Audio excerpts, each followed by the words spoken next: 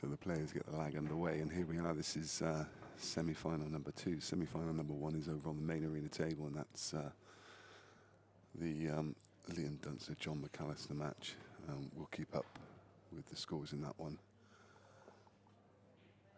as we go along. But this one is Phil Harrison versus Mick Hill. It's a replay of the final from just a couple of weeks ago, in which Mick Hill won, I think it was 11-9. So this is also a race to 11. These two guys have played each other so many times. I heard Mick on commentary earlier, and he was saying they've probably played like 50 times. And this is what this series is all about, clashes like this. What a game this has the potential to be. Two of the greatest players to ever hold a cue facing off against each other in a semi-final. Here we go.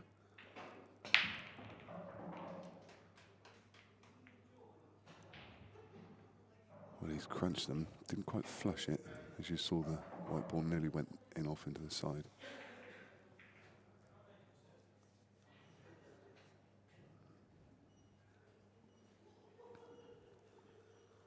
So welcome.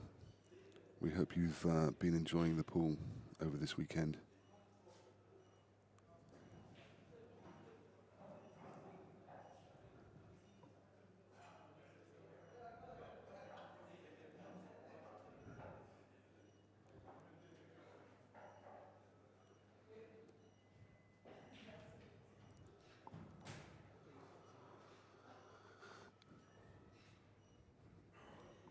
Something happened in the background. It's just taken Mick's attention.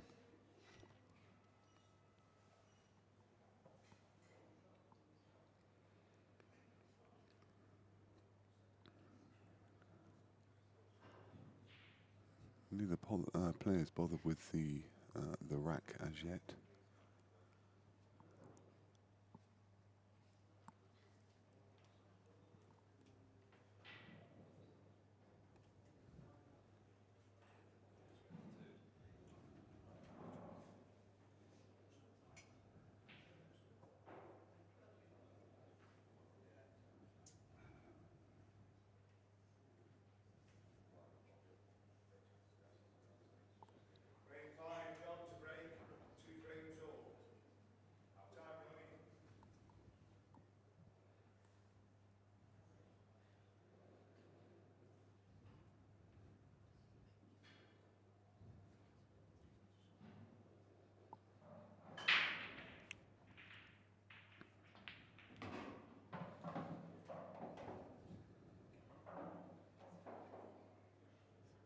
So Mick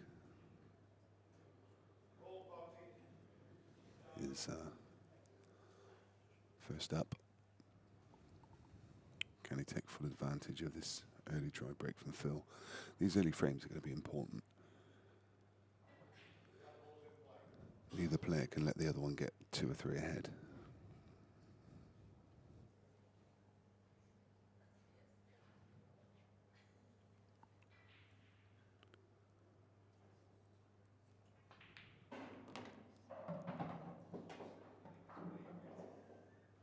One thing that's been noticeable over the course of the last couple of days, as I've been watching Mick play, early doors, he just seems to be absolutely flawless.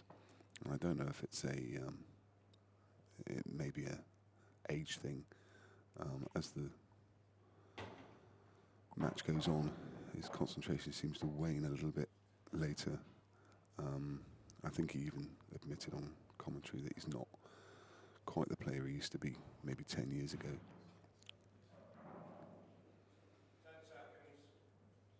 And the other thing that was quite noticeable, he said that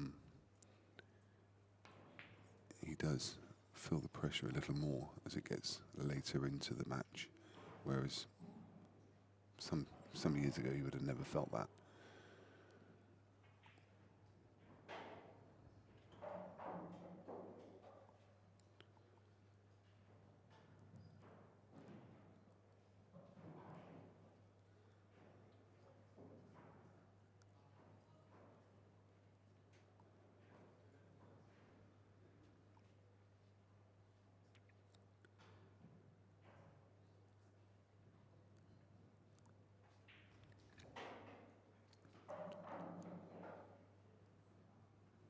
And Phil just came back really well. He's literally just come off the table against Harjeet Singh, so that mental agility and stamina is going to play a big part.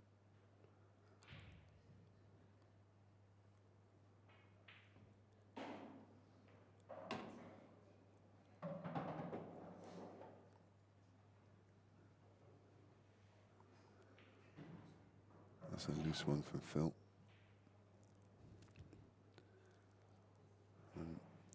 And he obviously played it as a snooker, but the cue ball's just come down and flicked that red in. Shouldn't really have been near it. And no, unless this is touching ball, he's in a bit of bother. If it's touching ball, it should just be fairly simple.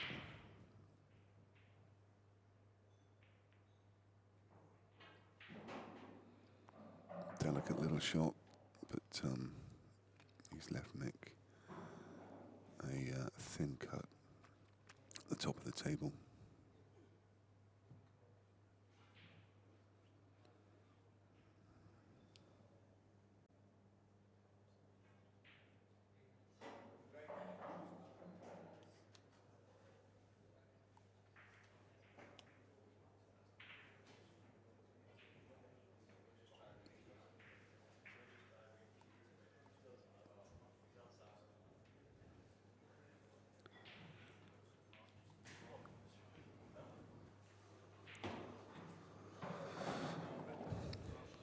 Mistakes from both players.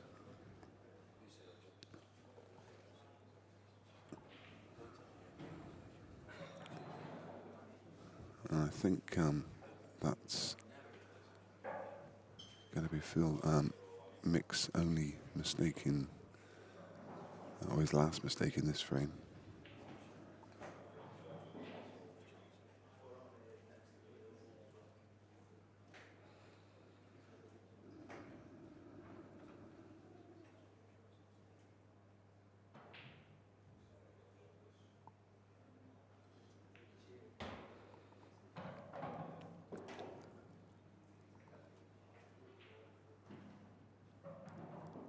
Another unwanted flick.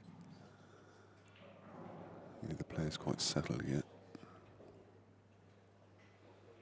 Phil with 2. He's just going to nudge this one out and lay up.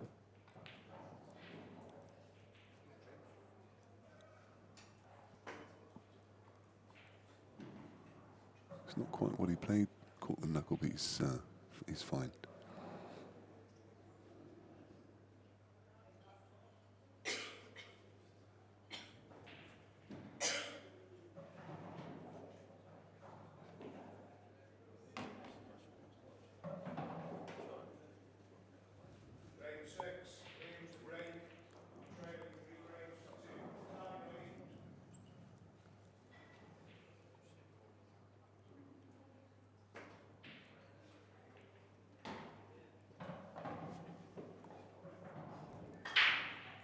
Dot to dot for Phil to take the early honours.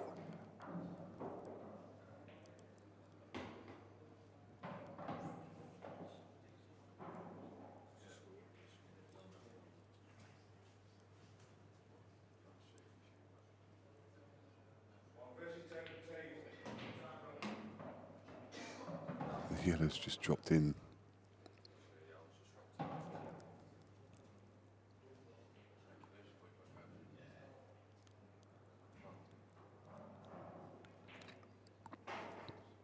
Mick just having a bit of fun. Phil didn't notice it. And he mentioned that the ball had just chopped in. So Phil went around to get it and Mick said foul. With a smile on his face. And as I say, it's early honours to Phil Harrison. He takes the lead 1-0, and over in the other semi-final, John McAllister, who was 2-1 down against Liam Dunster, is now 3-2 up.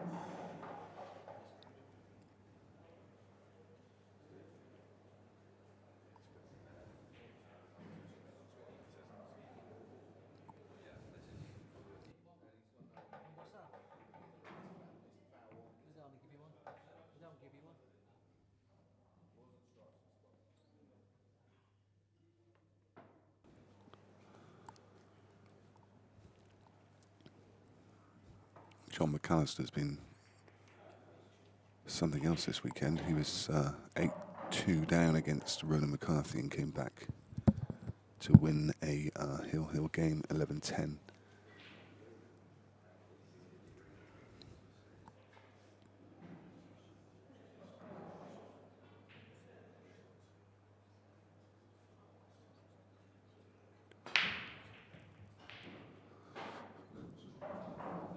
Another well-timed break from Mick, but that's 2 breaks and 2 dry.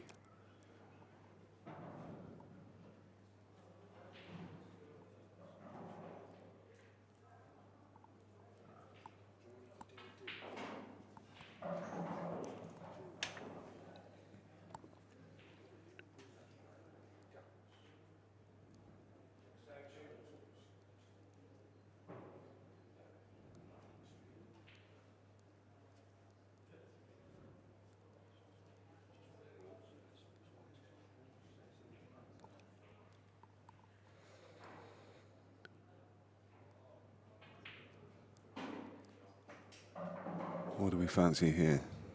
I think it... Again, it's one of those you could probably make a case for either, but given where the yellow is next to the black, I kind of favour reds.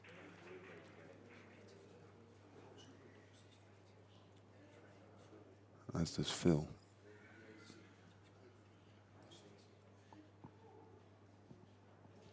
He just pulls out of the shot, giving it some second thought. Still fancies it though. Maybe he was just questioning his pattern. I think his original thought was to just drop through on these one at the bottom of the table. And he's decided against it. He's going to clear up from the top of the table. I think the reason for that is he'd like to use one of these two balls at the bottom to get on the black.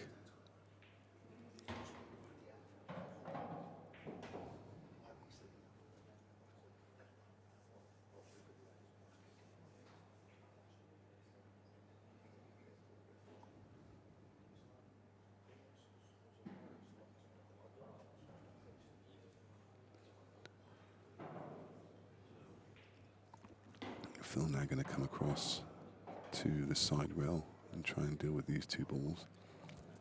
I think the angle he's got, it looks perfect just to play the right hand one into the middle and just run the cue ball into the other red just to bring it off the rail slightly. If he can bring it out to 3 or 4 inches, it's going to make it a lot easier, and he's guaranteed to be on one of these two right corner.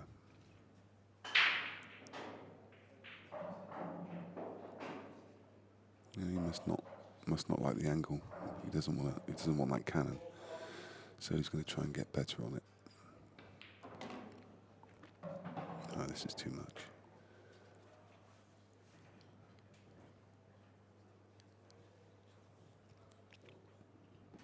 Now he's got the wrong angle the other way.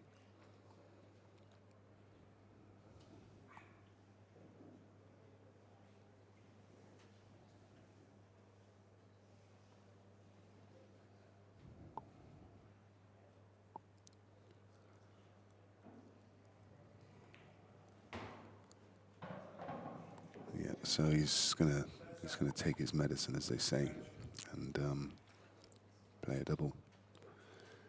And he's got a lovely angle for it.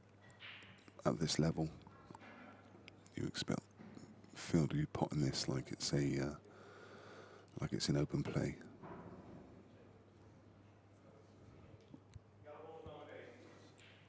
Especially as he's been playing on these tables all weekend. Just working out the angle. It's going to come off 2 cushions, come around for the last red in the left corner.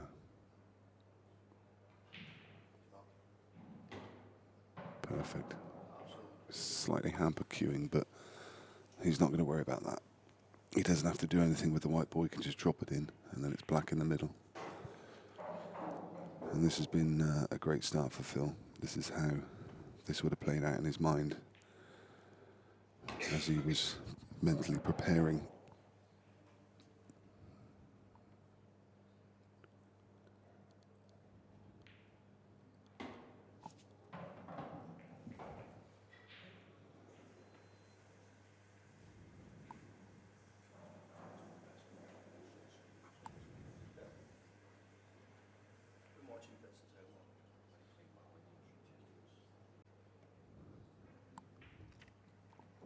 And Phil will be breaking off the 3rd frame.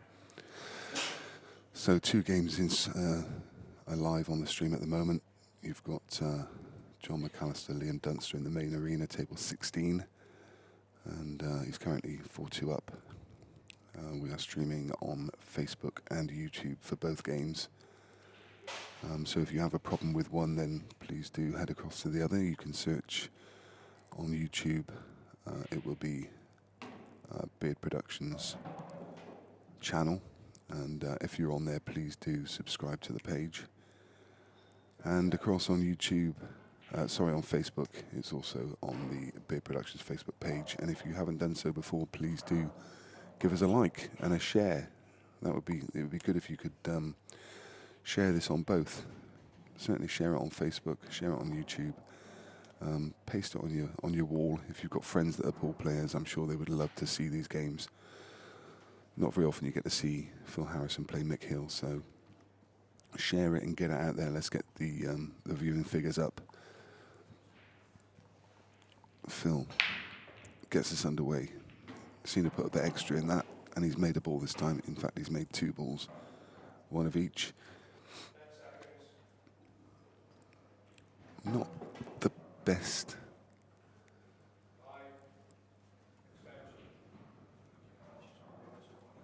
Not the best lay. Phil just looking now which set he would prefer. It really depends. Whichever set he takes, he needs to release the black.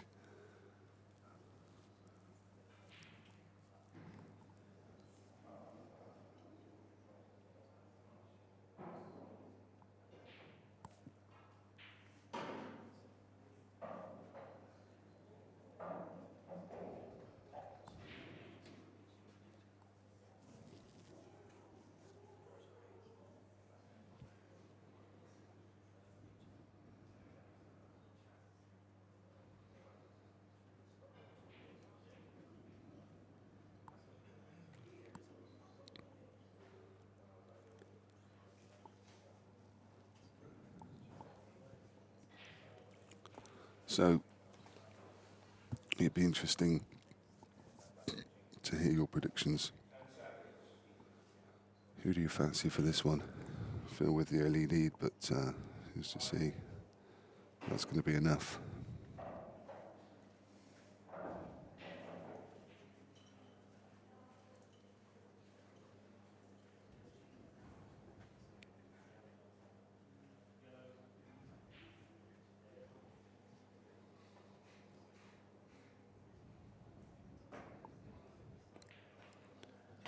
Sean Swinby thinks it's 11-7 to Mick. Daniel Connell is saying 11-9.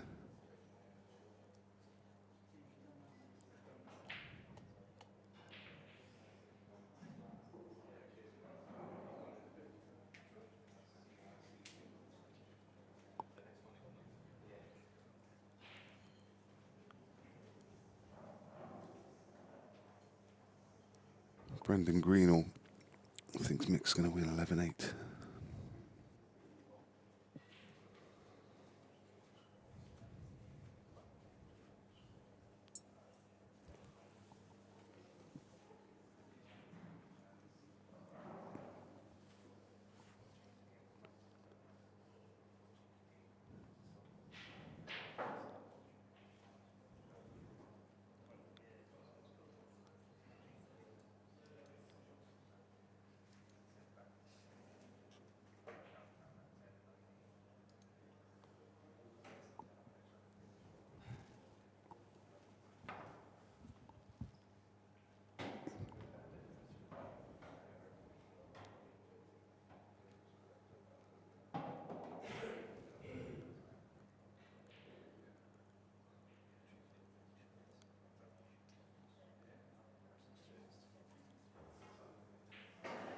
Ben Richardson thinks it's going to be a rerun of the World Final, 11-9.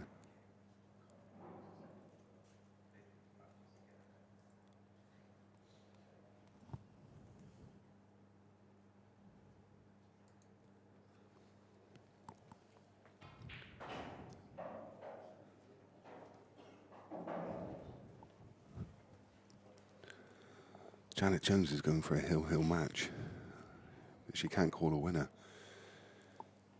Could go either way.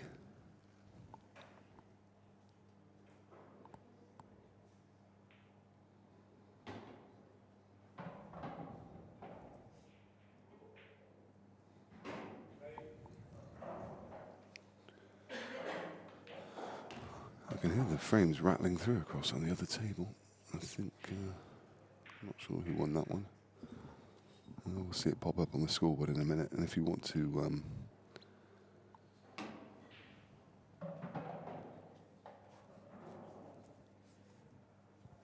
keep up to date with those scores, you can do it via qscore.com.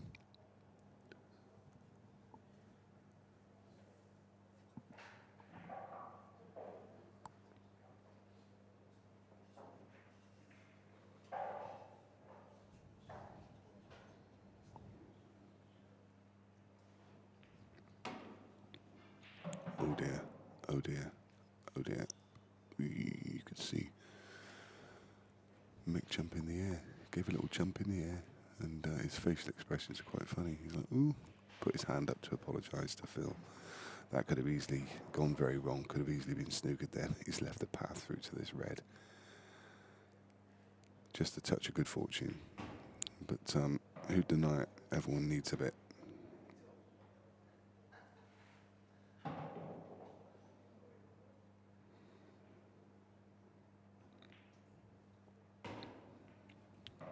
my goodness. He's got away with it again. If you could see the look on Mick's face.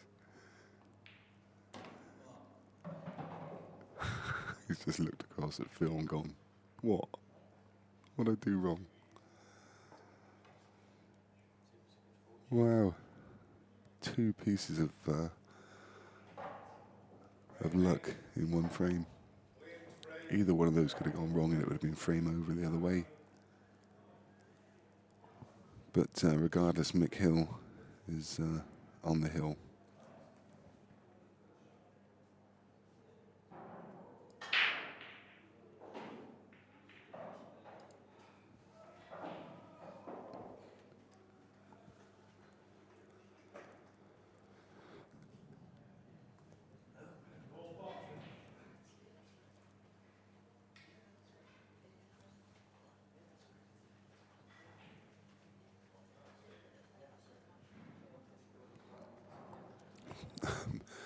I tell you something, Mick's going to be very dangerous if he's getting lucky.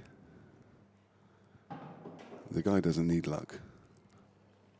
I mean, what chance of us mere mortals got if a man who's one of the very best that's ever held a cue is getting lucky as well?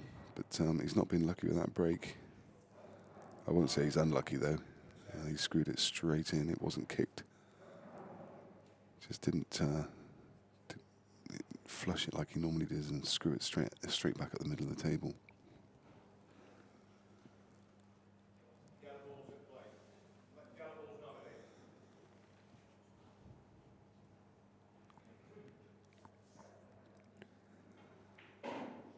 If you haven't done so already, why don't you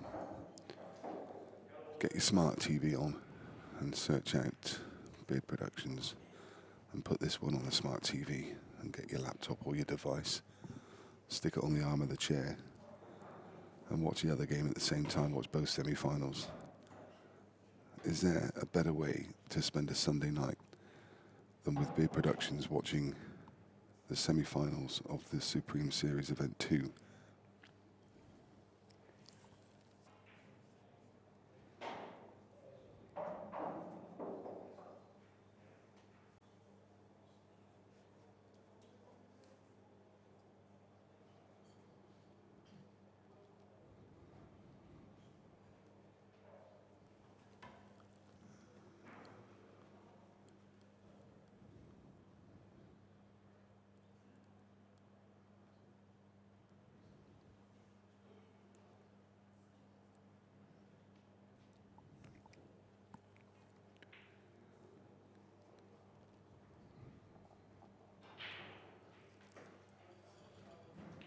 I'll be honest, I had a small flutter on Phil before this started, only because I thought 12-1 was just a bit too long for him, with Mick being 3-1.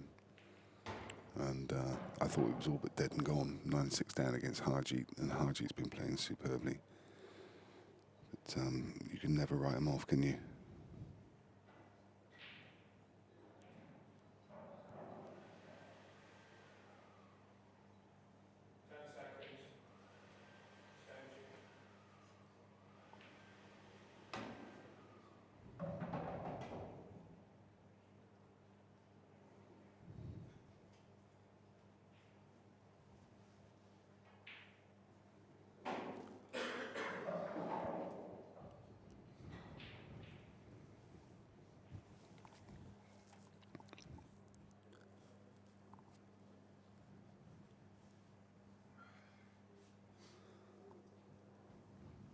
So the other semi-final on table 16 in the main arena is John McAllister against Liam Dunster.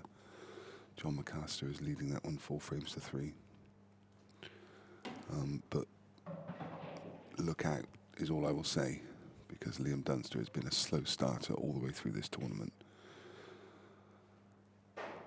He has never raced off against anyone. He's been a few frames behind, or it's been nip and tuck all the way till about halfway through, and then he just accelerates. So I wouldn't be at all surprised to see him start moving through the gears shortly. Just the wrong angle for Phil, but it won't make any difference. He can just play this with a bit of stun and come off one rail.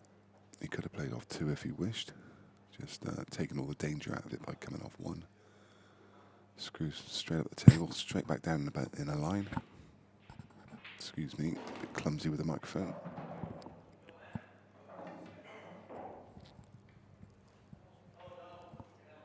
And that is 3-1 to Phil Harrison.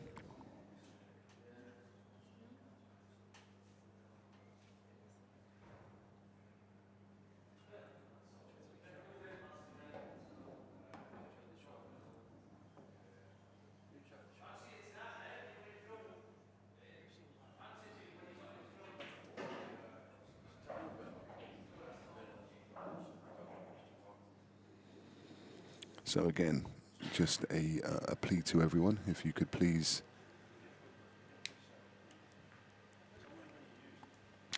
share the stream, share it on Facebook, share it from YouTube, and I'm sure you've got lots of friends who are pool fans that would like to watch this. Plus the fact I want to have more viewers over here than Potsy's got over there, but don't tell him I said that.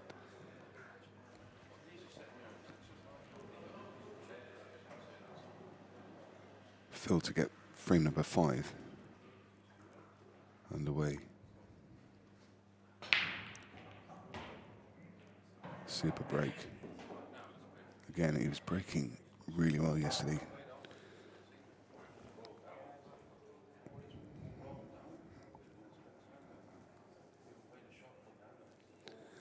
John McAllister's now gone 5-3 up against Liam Dunster. Liam's still warming up.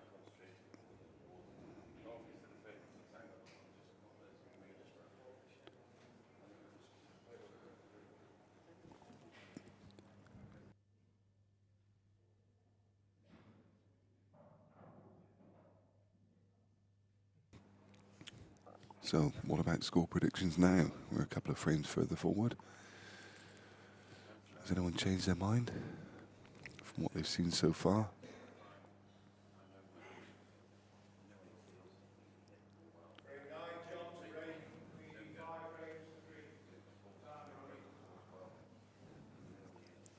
Interesting question there from Zion. He's asked what the difference is between the two flags. Well, the players create their own profiles on qscore.com, and those scores that you see at the bottom of the screen are coming straight from qscore. And when the players create their profile, they choose what flag they want to put on there. The flag on the left, Phil Harrison's, is the George Cross, which is the flag of England, and the flag on the right-hand side is the Union Jack, the flag of the United Kingdom, which I'm sure most people watching already know, but I'm guessing Zion is watching from somewhere abroad. But that's the reason. They're both from the same country, but they've just chosen to represent themselves in a different way on the flag.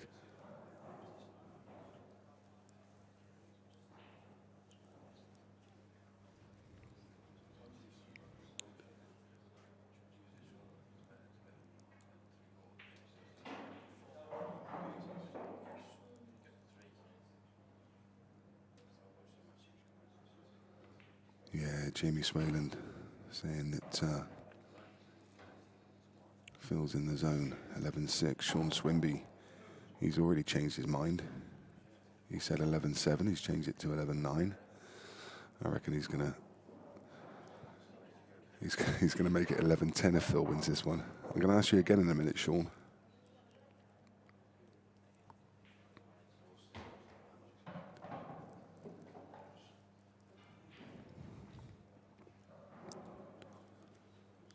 So big shot coming up now. Phil is going to back double this one and play the cannon.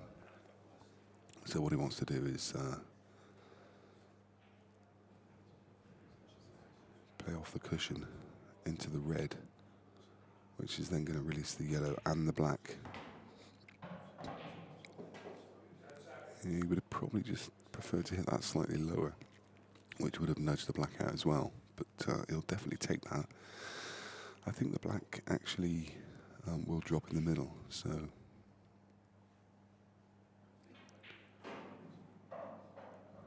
he's okay here. Oh, I don't know. No. That's not what the doctor ordered, Phil. Phil looks pretty distraught, shaking his head, but absolutely expect him to pot this and get on the black.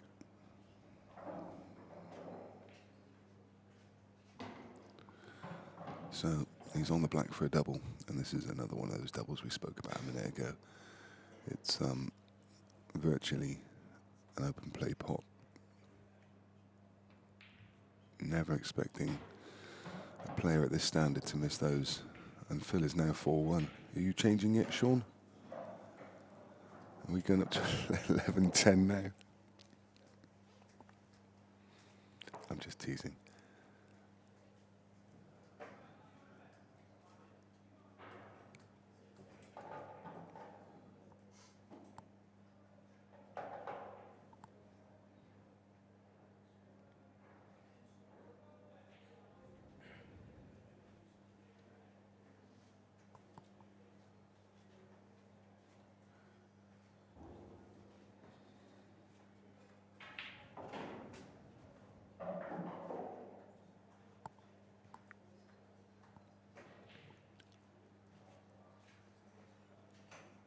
So don't forget, we are streaming on YouTube and Facebook, so if either of them give you a problem, then just switch. Beer Productions on either one. Mick with another huge break. And do you know what? He's gone dry again. He's only gone dry again. And look at the spread of balls. These yellows, well, actually, what do you fancy?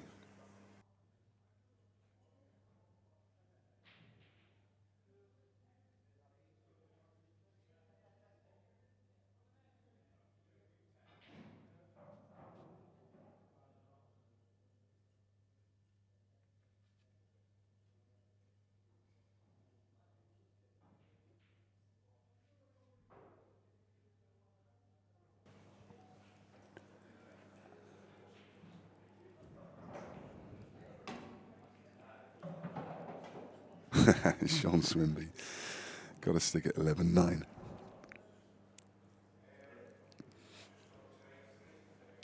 I don't know. Phil's looking pretty faultless at the moment, but we've seen some Mick Hill comebacks. He was 5-1 down against Mike King in the first round, and Mike King didn't win another frame. He lost 11-5, and Mick strung 10 frames together. So we all know he's well capable of it. No one more so than Phil Harrison. I wonder if there is a player in the world that Mick Hill has played more in competition. I wonder. I only just caught a little bit of a conversation earlier, but I'm sure I heard Mick say that they've played about 50 times. I mean, obviously they'll have practice partners they've played loads more with, but in competition.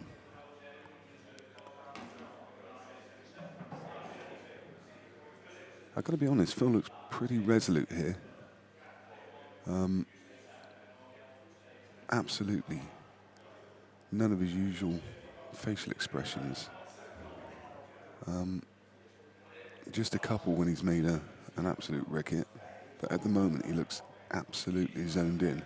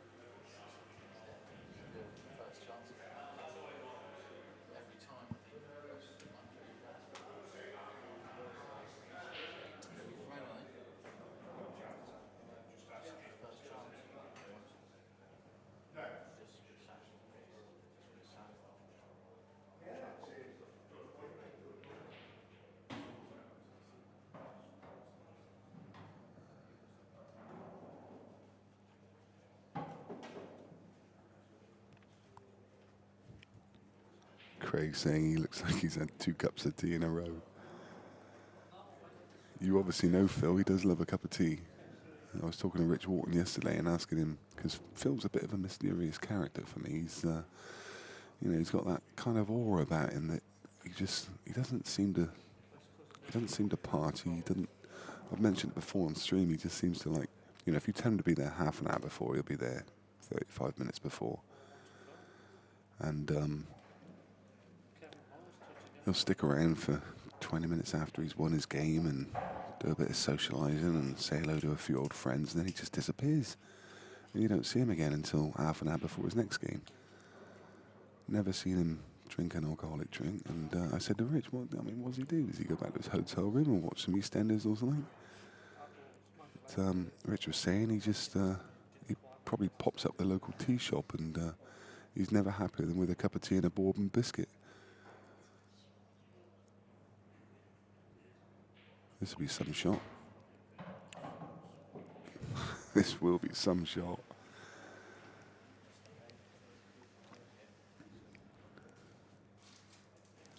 Brilliant. I had to really get some Q power through that. Top it off the rail. Even had to put a bit of side on it just to straighten it up. Wow. Wow. He obviously felt he couldn't hold, so he decided to go all the way around it. And normally from Phil, you would see a bit of a shake of the head and a bit of annoyance and all the rest of it. But none of it now. He's just literally, okay, got down. Doesn't matter, stick it in.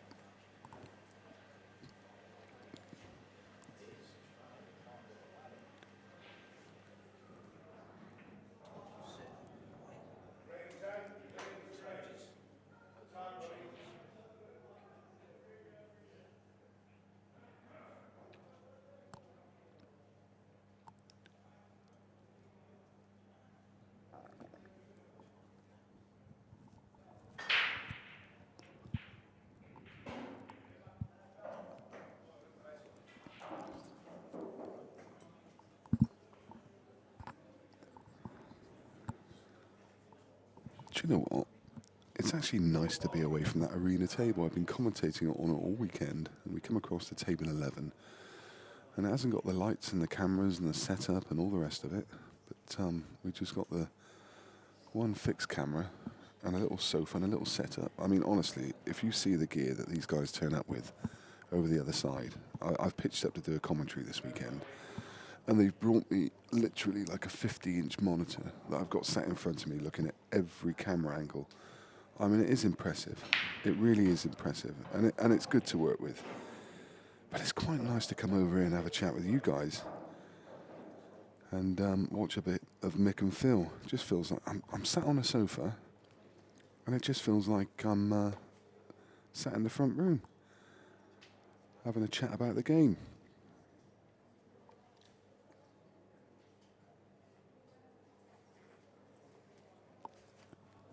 But it is some setup here.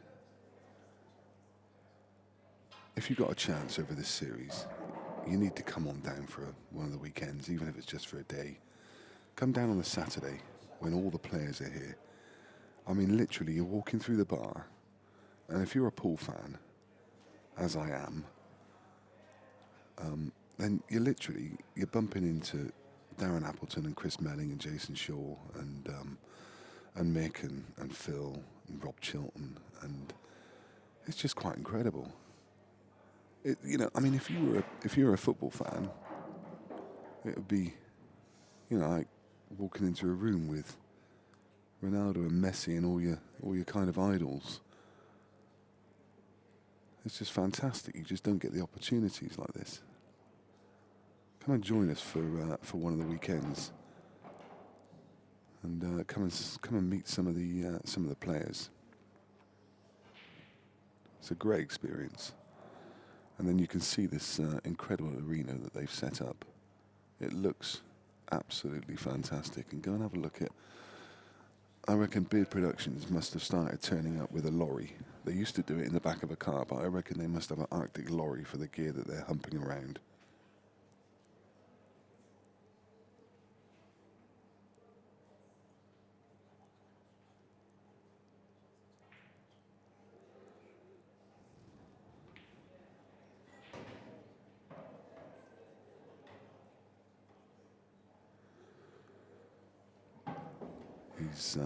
He's got beast mode switch on, hasn't he? I mean, even for someone of Mick Hill's quality, if Phil wins his frame and goes 6-1, can Mick win? The way Phil's playing? He needs Phil to make some serious mistakes and start going dry off his brakes, doesn't he? Can he actually win from here? Really interested to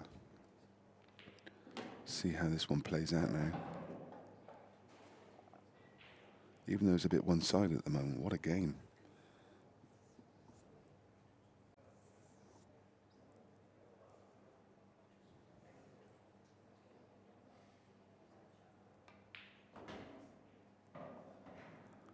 I did see that before this match started, that Mick was 1-2 for the event, and Phil was 6-1.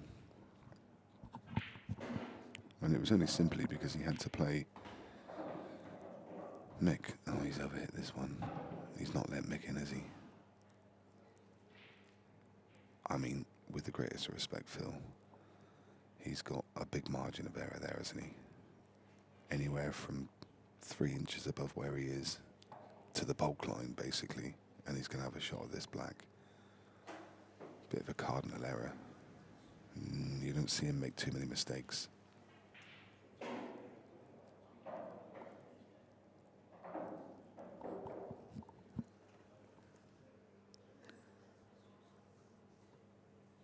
Can he turn it over? Even at 5-1, this is a big shot, big ball. He's made it. He's made it, and he's gone 6-1.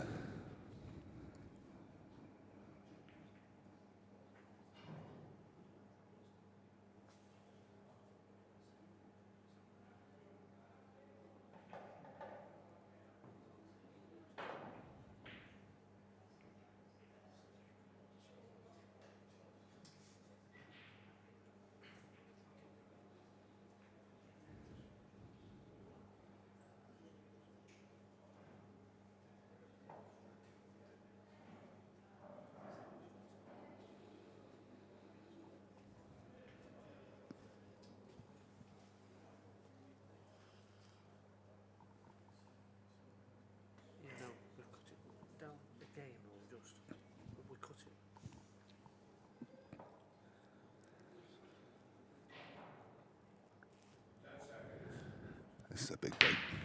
This is a big break for Mick. He can't make a ball. He cannot make a ball. You see the look on his face. He's just bemused by it. He's crunching them. Do you know what? This could have been an entirely different game if this was on the main arena, because Mick was saying just beforehand how much he has enjoyed playing on the main arena table, and he really likes the table, and he was breaking so well on it earlier. And he's come across onto table 11, which is equally playing as nicely, but without the glamour and lights of the main arena. Maybe just having a slight effect. Who knows?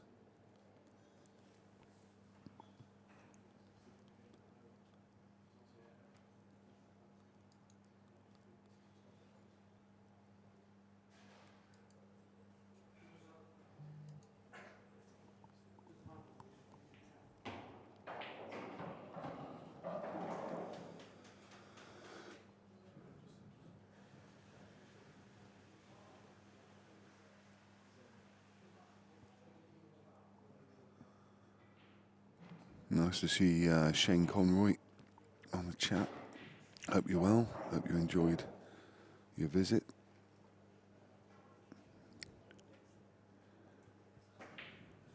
If people aren't aware, Shane is was the designer and manufacturer of the shark rack that we've seen over the last couple of events, which has really revolutionised the way these balls have been breaking. If you want to get hold of one, then you can get hold of one through Lee Kendall, through the Players Pool page, or you can buy one through eBay.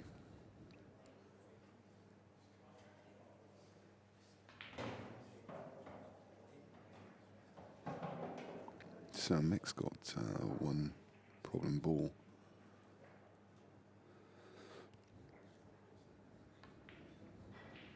No, do you know what? It's just not. It's just not happening at the moment, is it? I mean, that's just not Mick Hill. He's played that straight into the cushion. That is not Mick Hill. And now Phil's got one problem ball.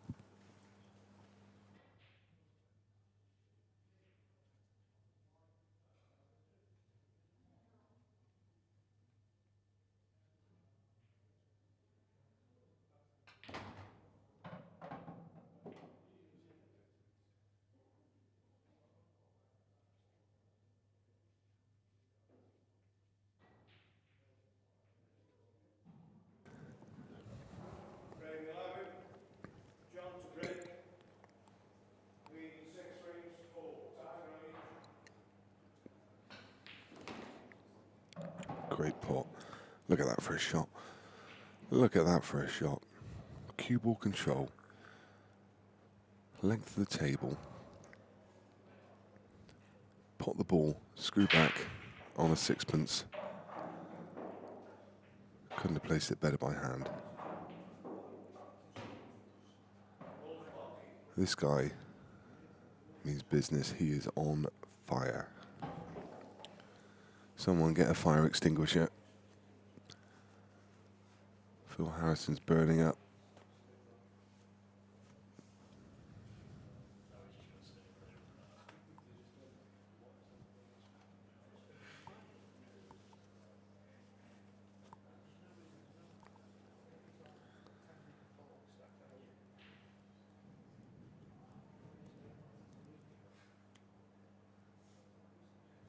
So over on the main arena table, John McAllister's 6-4 against Liam Dunster.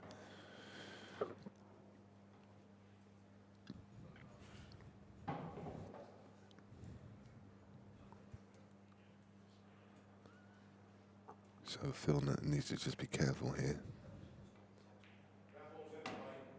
Ah, that's a really great shot. So well controlled. I mean, he had to be careful where he made a contact and make sure he's got a shot on this next ball. Delightful. This is an exhibition from Phil Harrison. Never have I seen him look so resolute, so determined.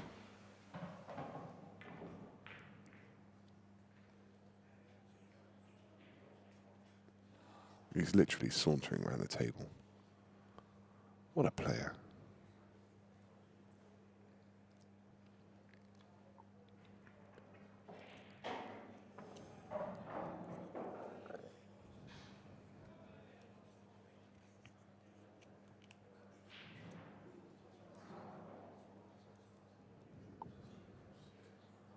And it's his break as well. I mean, Mick is literally just camped out. He's sat on the stool. He gets up now and again to play a break shot. And then goes back to his stool and sits and watches a bit more.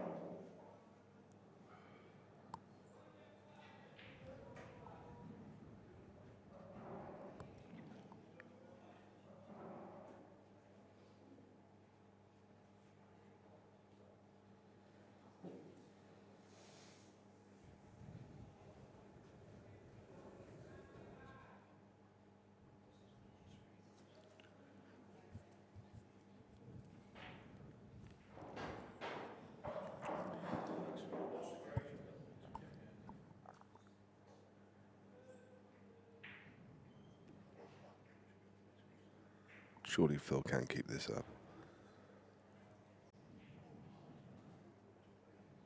Isn't there a dip at any point in his concentration? I mean, he's been on the table for I don't know how long. He's just got off against Harjeet Singh. He was that was the final 8. Before that, he was playing in the losers qualification. He's literally been camped out on the table. So Liam Dunster's won a frame, and he only chose by 1 now. And they're getting into the second half of the match there, so if it goes to true to form, then Dunster's going to accelerate now. But I'm sure informed John McAllister will have something to say about that.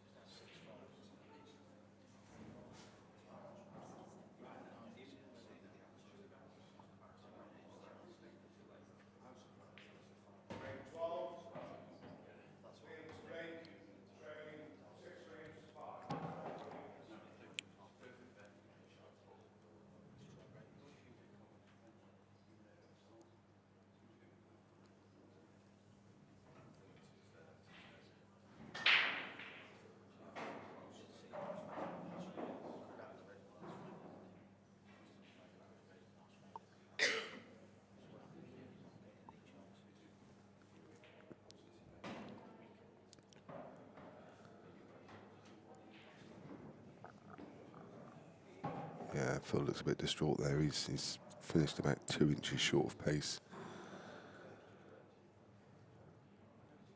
He would have liked to have been straight. He could just run it straight past the black. He's looking now. I'm not sure if he can still just brush past the black. I think he can. He can, yeah. He just played it just slightly more firm.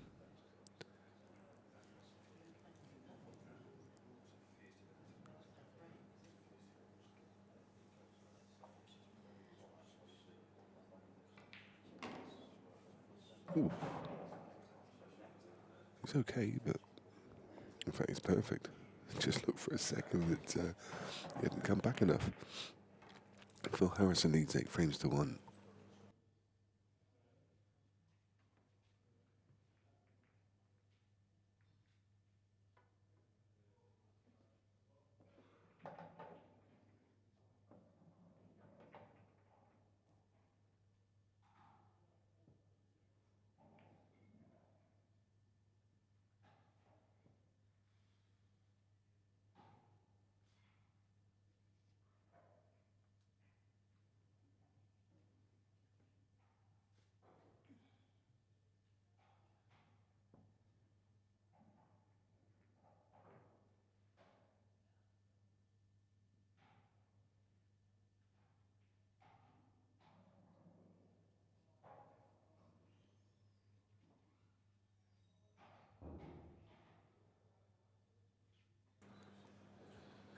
I think Mike Day summed it up perfectly. Message from the Q-View, lights out pool from the farmer. It really is. It's exceptional, isn't it? And from Mick, what can he do? If you can't make a ball off the break, you're not going to win frames. And I don't know. He's changing chairs now. He's pulled up a chair. He's going over to have a chat with Rich Wharton. I think he's just literally said, "What can I do? Phil's on one and I can't make a ball."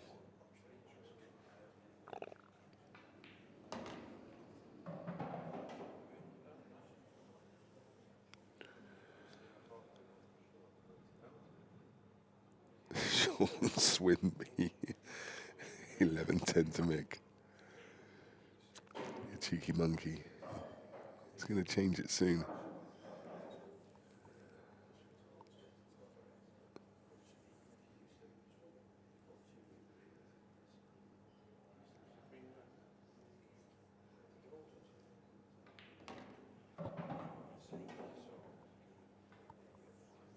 Somebody just, Matt Carey put up a message saying about people saying Phil was slow.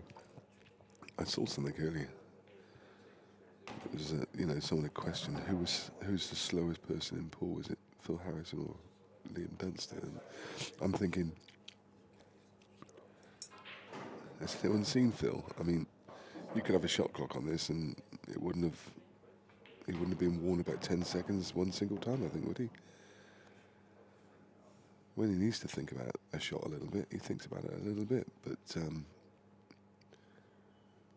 I think he's pretty quick.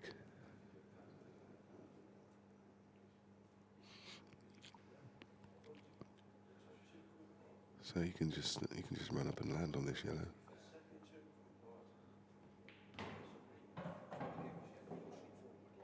Yeah, he's absolutely fine. He's absolutely fine. If he'd been ultra critical, he probably wanted to be another couple of inches up the table, but that's not far from perfect.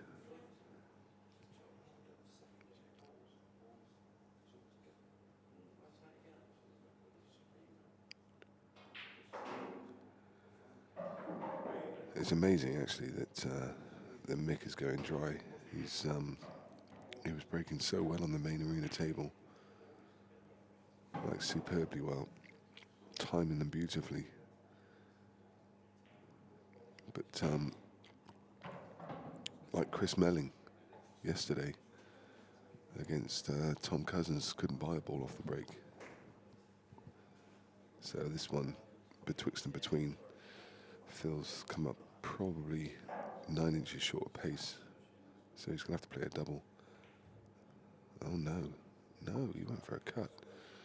And he was a mile away. And here we go, there's a glimmer of light for Mick now. This is the first time we've seen Mick in open play for what? 6, 7 frames?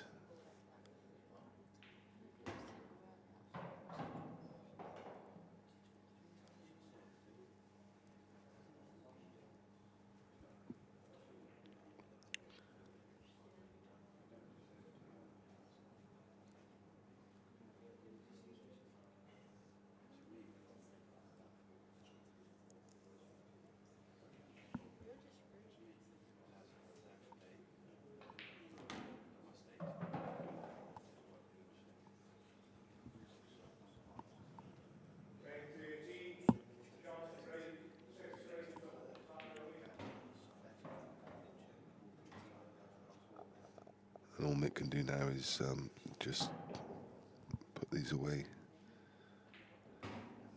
and move on to the next frame and hope he gets chances.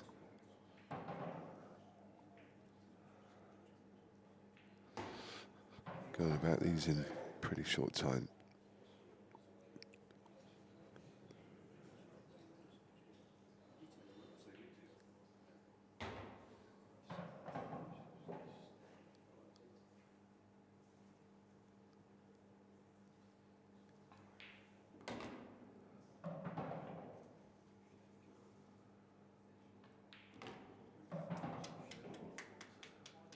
There we go. Gets another frame on the board. Phil is laughing that one off. They're having a joke between themselves. I'm not quite sure Phil would be quite so whimsical about the whole situation if he wasn't 8-2 up.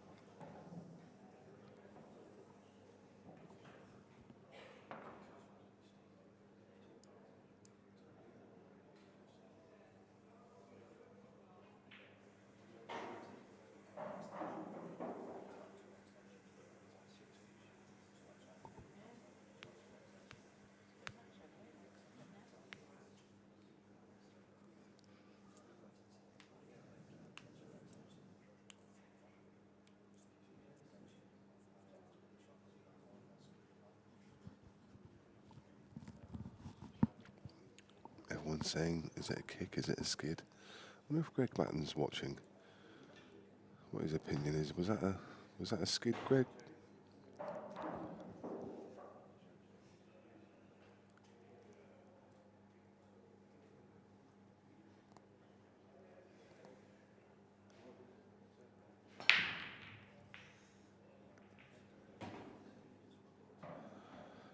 And Phil Potts again.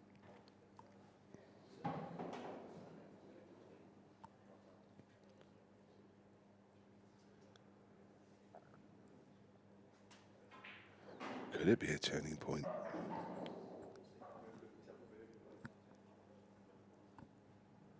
It won't be unless Mick puts his frame on. He's not put it on yet. I think he's forgotten. It's been so long since he's won a frame, he's forgotten how to do it. Yellows look really nice here.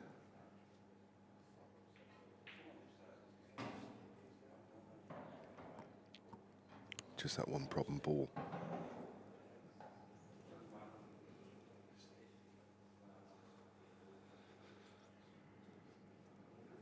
What impresses me so much about Phil Harrison is he just turns up, doesn't he? I think I said on commentary yesterday, if you had to, put your mortgage down or have somebody play for your life, I mean, is there anybody that's going to be more reliable? Because you know he's always going to turn up. Everyone has a bad day, everyone has a bad game. But Phil is like Mr. Consistency. Even when he makes a mistake, he can pot his way out of trouble.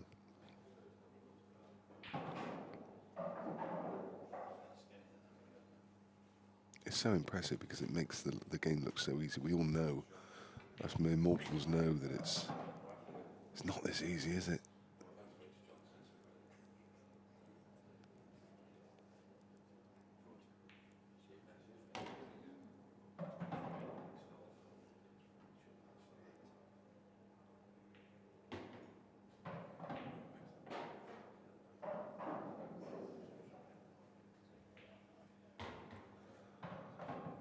(9-2).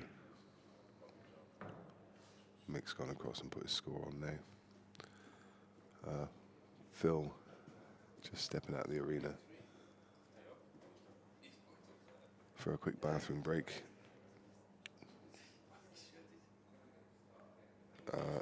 Who's got Phil on the Calcutta, someone asked.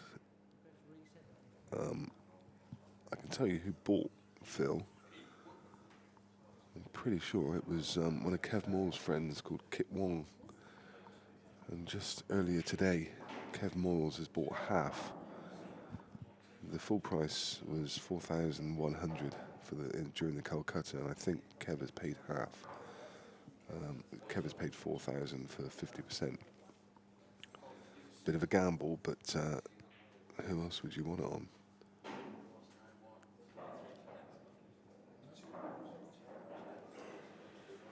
Kev Moyles, Mr. Calcutta. That could be the buy of the century.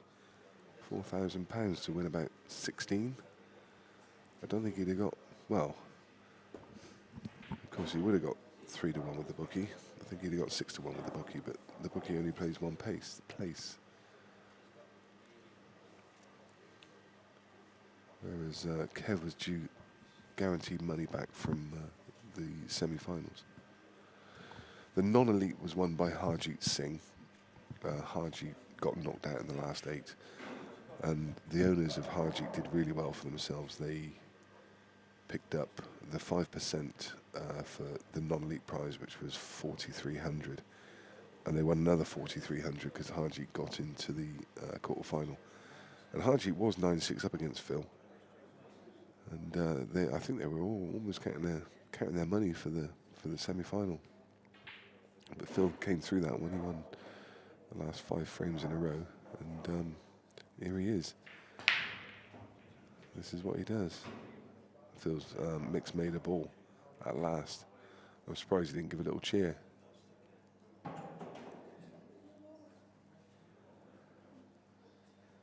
In fact, I think he just did say, I made them all.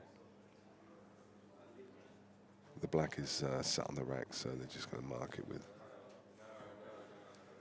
I like that actually. That's what they do in the States. Both players agree, and Mick says, "I'll pick the ball up, you move the rack, and just put it straight back down." So he's messing around with a piece of chalk and all the rest of it.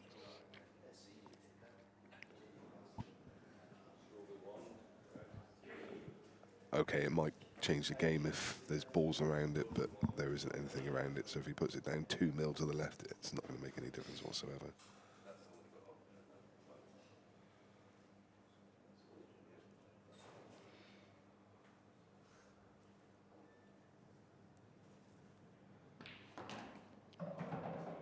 No, no, no, no, no, no, no. I mean, that's a bit of a howler in by mixed standards. I mean, he's clearly played to nudge out the yellow and red on the right-hand side rail. I don't even, in all honesty, I'm not sure why he played it at the pace he did. He didn't seem to need to play it at that pace, but he's missed it by a bit of a margin and gone straight in off. And he's given this chance to Phil. Phil's going to knock out that bad ball with his first shot. Just watch this. Yeah, well, that could have come out a bit better, but he does have 2 shots.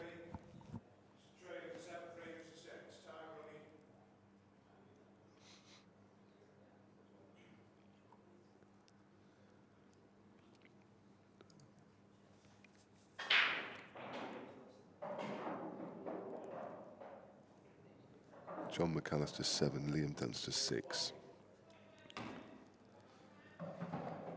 Yeah, and Phil's back in amongst them, and he's still retained his 2 shots. So I think this one's very quickly going to be on the hill.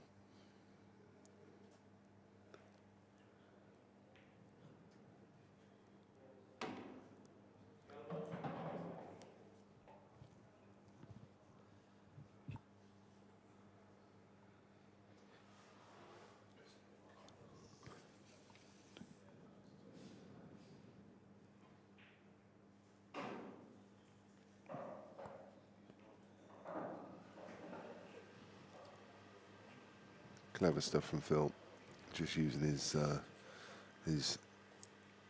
visit as almost as if he's playing black ball, just setting up the balls, just wasting the shot. He could have tried a little clip in, but there was absolutely no point.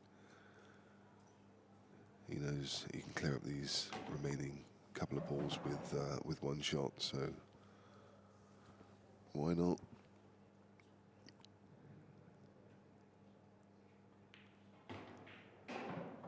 I gotta say, this has been an absolute pleasure to commentate on. It's not often you get to see pool of this standard. I've commentated on some great matches in my time, and some close ones. And although this one's a bit one-sided, what a performance! I bet Phil wishes he could have pulled this one out a couple of weeks ago. But do you know what? I bet he'll take it quite happily.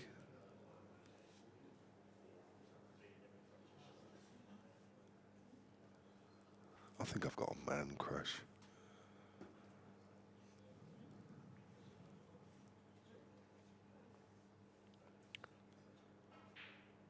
So what are you saying there, Sean Swinby? What's your prediction?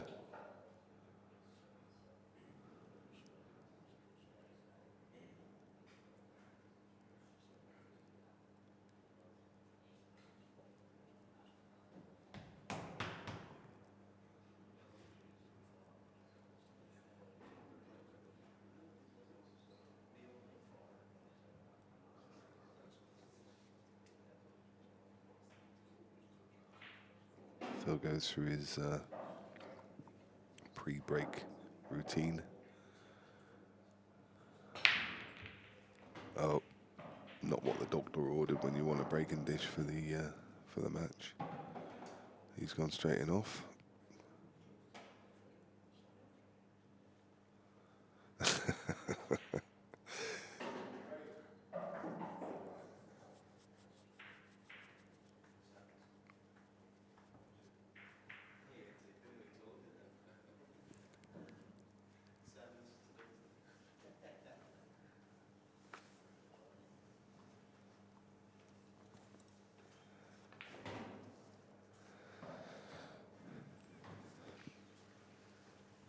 I mean, if there was ever going to be a comeback, it would be Mick Hill that would do it. But I'm not sure. If Carlsberg did comebacks, it would be this one. But I'm not sure it would be against this opponent. It wouldn't be the first time that somebody had won from 10-2 down. But I doubt they would have been playing Phil Harrison.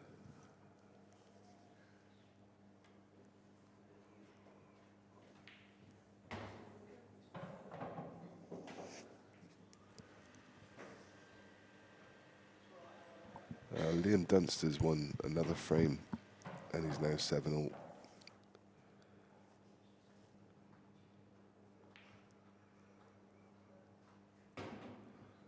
He pushed that. I mean, Mick's looking at Phil now and with a little whistle saying, I thought I'd missed that. And he did indeed push it to the far jaw.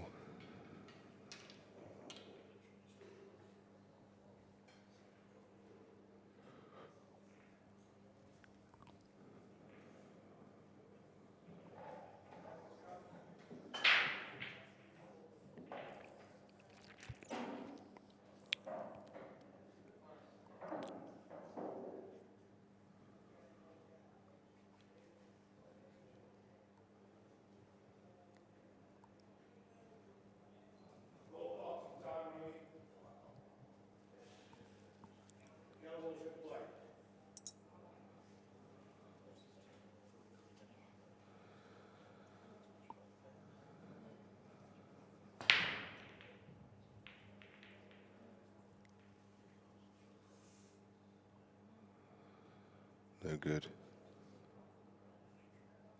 Nothing drops.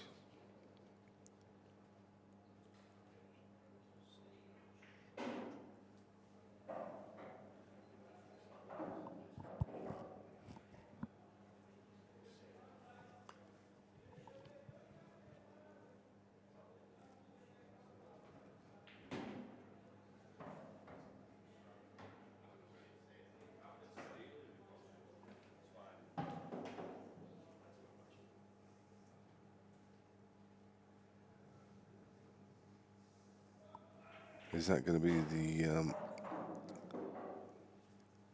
final shot that Mick Hill plays in this event?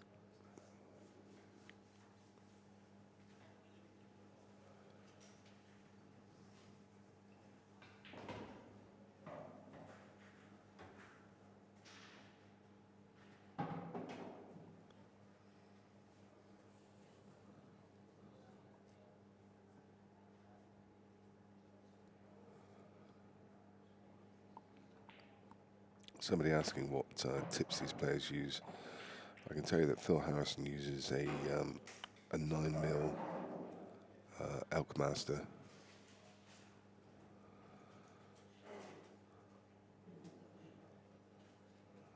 And I can also tell you that Mick Hill uses exactly the same tip, an Elk Master. Slightly different size, I think, but Elk Master all the same.